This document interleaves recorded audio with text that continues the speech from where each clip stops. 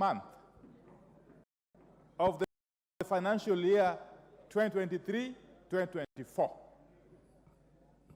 As we speak, Madam Speaker, since this House appropriated funds to the NGCDF board for disbursement to respective NGCDF committees, not a single cent has hit the accounts, the bank accounts of the NGCDF committees.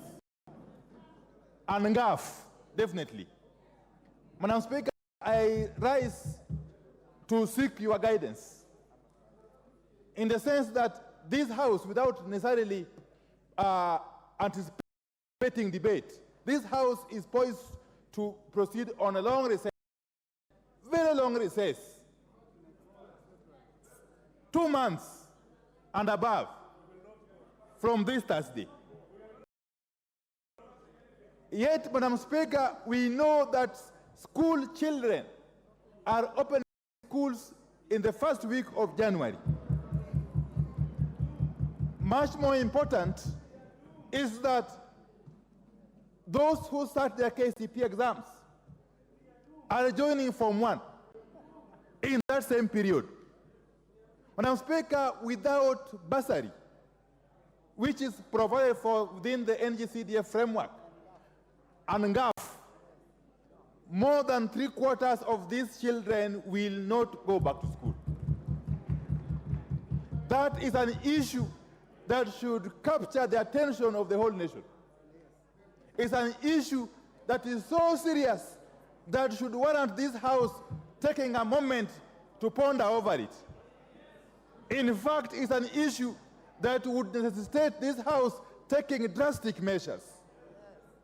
We have not been told yet what is the justification for the National Treasury not releasing the funds which is earmarked for the NGCDF to the NGCDF board. We are not aware. And NGAF, of course. When I refer to NGCDF, just understand that I also mean NGAF, because the two go hand in hand. The two are like Siamese twins. Madam Speaker, therefore it behoves us as a House to take action. I want to ask you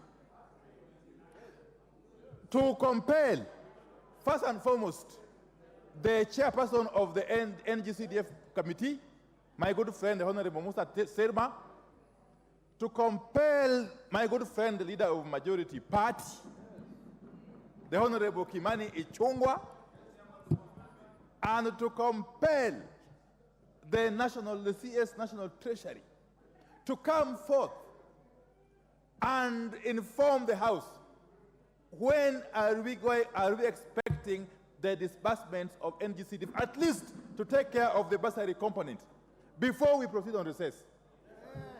It's a matter that cannot be dealt with after the recess has started. It's an issue that must be dispensed with now and be at least before Thursday, Madam Speaker.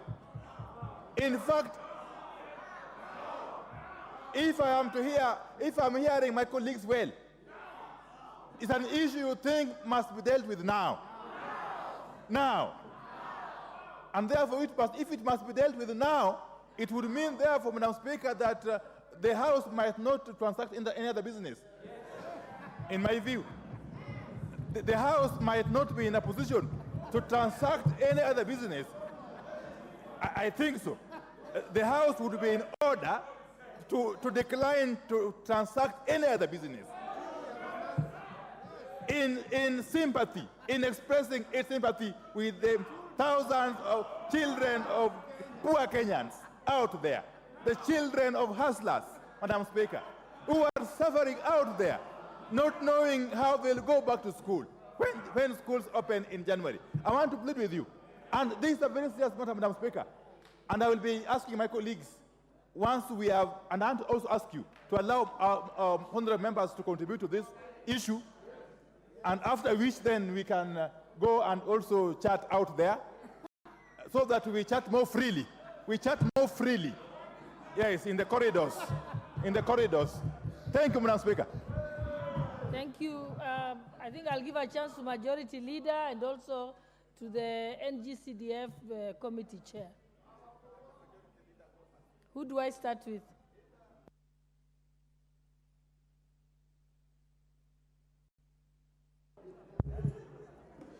Thank you. Thank you, Honorable Speaker. Allow me to begin by thanking the Leader of Minority, the Honorable Pio Wandayi, for raising. Honorable Speaker, there are two very loud consultations from the member for Belgut and the member for Kikuyu North, and they are conversing in a language that is not known.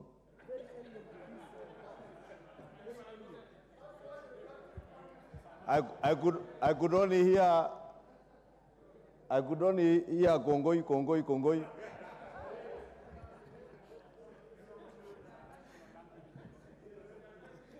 Honorable Speaker, now that I have the attention, Honorable Speaker, I'll say let me first thank the Leader of Minority for raising this issue, because as the Leader of Minority says, NGCDF is not a fund for members of Parliament.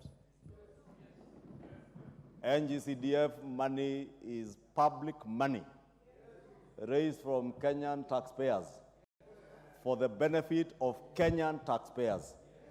And I must repeat in the words of the Leader of Minority, in the interest especially of our hustler children who are awaiting for bursaries to be able to access what is a right to them under our Constitution. Therefore, Honorable Speaker, I cannot agree more with the Leader of Minority that NGCDF is a matter that ought to be treated with special attention.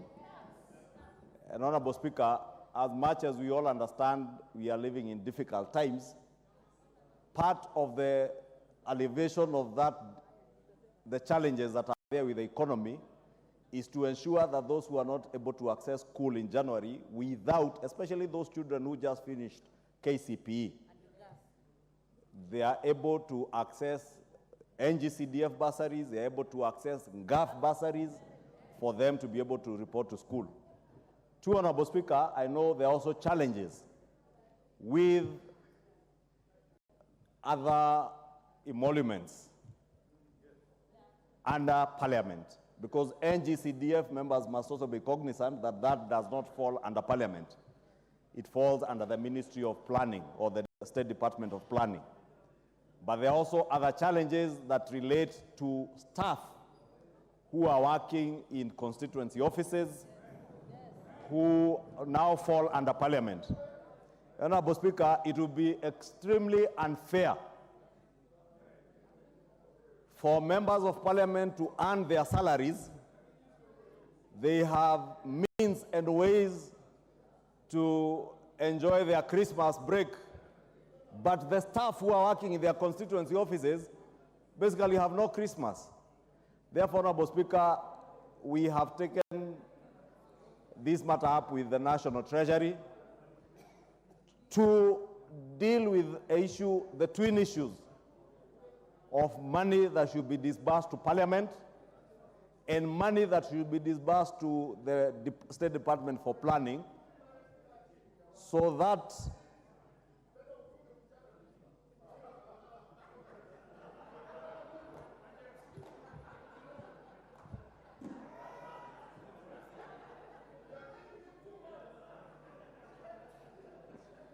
Honorable Speaker, I was waiting for the member for Budalangi to finish with his very loud advisory to the member for Madera. Now that it is done, I am sure I have his attention. That on NGCDF, we cannot afford to compromise, not for the benefit of members of Parliament. And we must never make it look to the world like members of Parliament have an interest in NGCDF. We only have the interest of the people who sent us here to represent them, not NGCDF. We actually would not care whether there is NGCDF or not if they made sure that bursary money was with the people that we represent. We would not care. because it is our work to resolve issues that are of concern to the people of Kenya and the people that we represent. Therefore, what the Leader of Minority is raising is on behalf of the 290 of us who are charged with the responsibility of resolving issues that are of concern to the people. And there is no issue now that is of greater concern to the people than them getting access to education for their children come January. Therefore, Honorable Speaker, I have already engaged with the Cabinet Secretary in charge of the National Treasury and the State Department of Planning and the NGCDF board, the NGCDF CEO. Unfortunately, here the Deputy Whip saying NGAF. I have not engaged with NGAF, but since it also falls under the same State Department, they have indicated that they are actually in the process of working on disbursement so that by the time we break,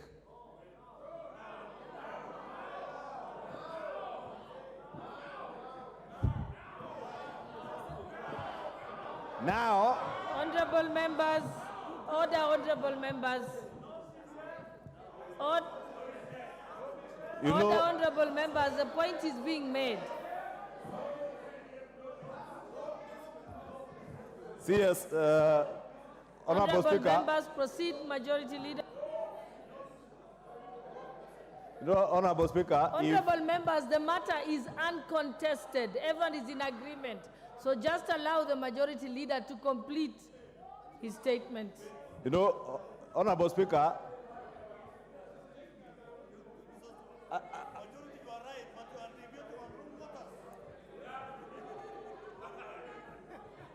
Honorable Speaker, if members can allow me to finish, because as the Speaker has indicated, this matter is not contested by anybody, not even the Leader of Majority.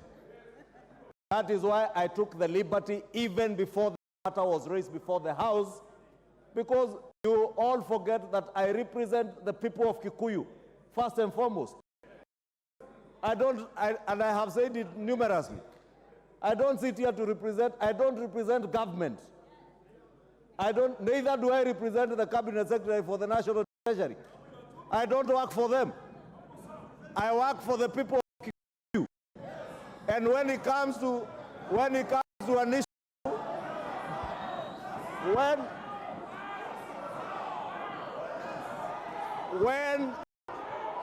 it comes to an issue where there is conflict, when an issue comes where there is conflict between a cabinet secretary, a principal secretary, a chair of a board, or even the CDF CEO, and the people of Kikuyu, the people of Kikuyu take greater precedence than anyone else. That is why I'm pleading with you, you allow me to finish, because what was I saying in conclusion? I have already engaged with the Cabinet Secretary, telling the Cabinet Secretary precisely that there is now a situation where there's a conflict of interest between his work as a Cabinet Secretary and the Principal Secretary in charge of the National Treasury, the Director General in charge of accounting services, who is in charge of disbursing money, the Principal Secretary in charge of national planning, the CDF CEO, and the people of Kikuyu. And I indicated to the Cabinet Secretary that by Thursday we listen. As the Leader of Minority said, without anticipating debate, without anticipating debate. Honorable Speaker, again without anticipating debate, members will note that the House Business Committee had slotted in a morning sitting on Thursday. And I indicated to the Cabinet Secretary that this House cannot proceed to go on recess on Thursday without clarity as to the exact date, time, when the money not will be disbursed, will hit your NGCDF accounts at the constituency level. Lastly, Honorable Speaker, more important,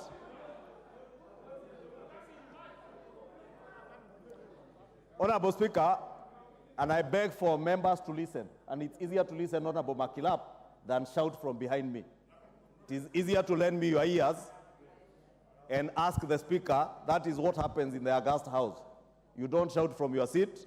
You request the Speaker to give you the mic, and you say what you want to say. More importantly, Honorable Speaker,